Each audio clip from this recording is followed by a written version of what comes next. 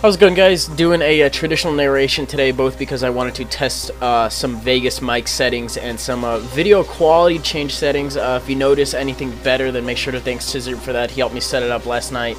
And now I have a completely 100% lag-free playback at the cost of a little bit bigger file size, which I have no problem with whatsoever. Yeah, and that I don't have to screen record with Camtasia either, which is, you know, that's amazing. Camtasia's a major pain in the ass with my RAM. But just to get caught up on this match, I'm giving you guys an Ubers match because I know you don't really see that often, and yeah, this is mainly just me testing out a lot of different things anyways. But I'm going to go ahead and T-wave him. He gets full pair on the first turn, even though all he really wanted to do was set up rocks. So we set up rocks on the second turn instead, as scheduled. Don't really know why I really wanted a Deoxys paralyzed that badly. But I'm going to go out to Ho-Oh knowing that I should be able to take a single hit from him at that range, especially because I'm bulky and such. Not sure what the EVs are on this thing. It's actually NBZ's Ho-Oh. He gave me a decent amount of things from his file and Ubers, and I honestly like a big part of his team and his playstyle. So I've been using this team for a little bit, and it's really enjoyable. So he's going to switch out to Rayquaza knowing that the sun will be nullified, and I was going to go for my Sacred Fire, so he'll resist it. It won't be sun boosted. He has the Reflect Up, and all three of those combined, it does nothing. But I do get the burn on it, which is great, and I am at full health minus life or recoil. So if he has like Rock Slide or Stone Edge or what have you, he does end up going for the Rock Slide. Even though it's ×4 super effective, I might be able to take it, and I do end up living with 87, which is that's going to work out good for me, as I'm going to go for Braver and end up taking him out from that range. So after Life Orb Recoil and Braver Recoil, I'm going to be left at a meager 9 HP as he brings in his Mewtwo at this point. Knowing I can't survive the Rock Switch in and I don't have a spinner, I'm just going to go ahead and leave Ho-Oh in as fodder. Which is a shame because I've actually grown to like Ho-Oh a lot in Ubers matches, despite the ×4 rock weaknesses. It acts like a, fuck if I know, like a physical S-class Moltres, if you will, because that's exactly what it's meant to do. So, I bring in my Darkrai against his Mewtwo. He has the sneaking suspicion that it's Scarfed, and I'm bluffing that. So he brings in his Deoxys to see what move I'm going to go ahead and lock myself into if I were to be Choice Scarfed. I am, and he did figure that out immediately after on this turn. As he switches out from Deoxys to Heatran, knowing that I'm locked in on Dark Pulse, if I were to be bluffing it with like Expert Belt or something, I could have gone for the Focus Blast. But no, I do run Choice Scarf Darkrai and Ubers from time to time, so it tends to work out alright. So, anyways, in case you're wondering what I'm doing with a Palkia on a Sun team, you know, there's another legendary that brings weather. It's called Kyogre, and sometimes I might need some backup. And also, this thing quad resists fire moves, so it's very nice to have on the defensive aspect, and you know, just hit with dragon moves and everything. Plus, it's choice specs, so it will be doing a considerable amount of damage if and when it hits. I mean, Sun's up, so Thunder's at a measly 50% accuracy. Surf's power would have been cut in half. Draco would have been resisted. I forget what my other move is besides Thunder, but it obviously wasn't an option at that time if I was going for Thunder. So, I'm going to go ahead and bring out my my Zekrom here after my Palkia failed to hit anything, and he's going to bring in his Deoxys, I guess, as fodder? No, that actually makes sense because he's paralyzed and whatnot.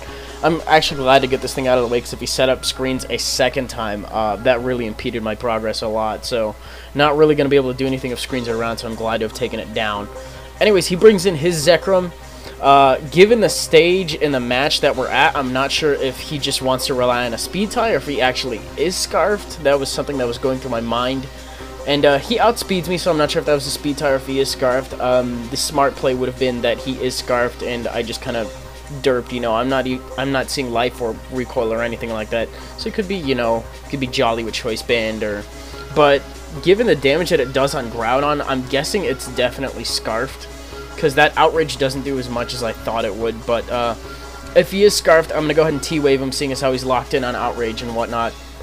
Give him his own Parafusion in case Outrage only lasts 2 turns. But since it took out my my Zekrom and it hit my Groudon, I'm actually just going to go ahead and go for the Earthquake while he goes for his 3rd turn of Outrage. Surprisingly doesn't kill given stab and all that, but this is a full max HP, max defense set, I believe. Don't quote me on that. I'd have to check the EVs later, but I'm pretty sure that's what it's running. So I do take another outrage, and he does get through the paralysis and the confusion that tends to happen in Ubers with T-Wave and all that, I guess. I don't know. I have absolutely no idea what I'm talking about. I'm actually really distracted by the quality and how good it is. Oh my god, just mainly the lag-free-ness. Anyway, he brings in his Mewtwo. I decided to leave Groudon in his fodder since I didn't see anything that would be nullifying and or changing the weather on his side. So as long as I have the sun up, and I've already, you know, held off a major physical attacker, I've done all I really can with Groudon, so that's okay. Anyways, gonna bring in my Darkrai again, predict the switch as he switches out from Mewtwo to Heatran. For a second time, I actually did go for the Focus Blast, and with Rock's damage, not sure how much Focus Blast would have done.